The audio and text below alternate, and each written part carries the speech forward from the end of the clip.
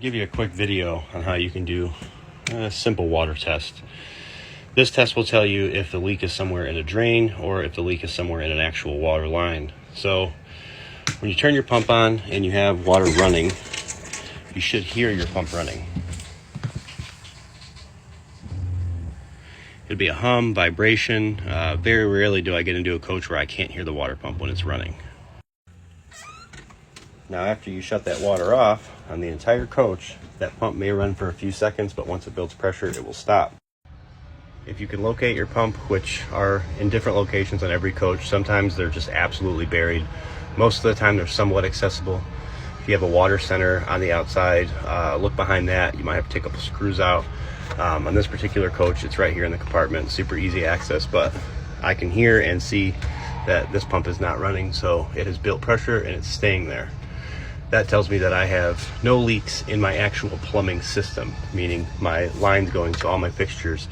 There's no leaks in there, because if there was, every 5-10 seconds this pump would give a little hum or vibration trying to rebuild that pressure and get back to its set point.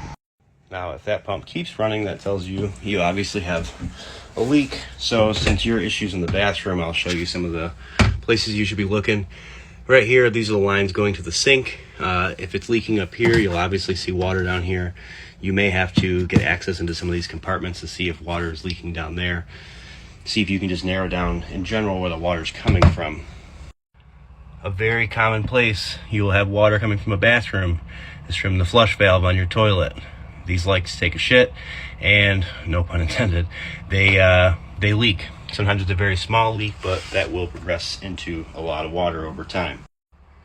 Your shower valve may be mounted like this. It may be a little different. A lot of these are the same. You can pull those 4 screws out, pull that out, and see if behind that valve, if those fittings themselves are leaking.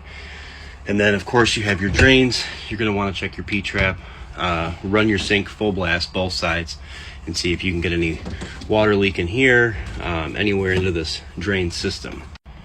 Your shower should have an access door. This one's actually kind of nice because it's just on screws.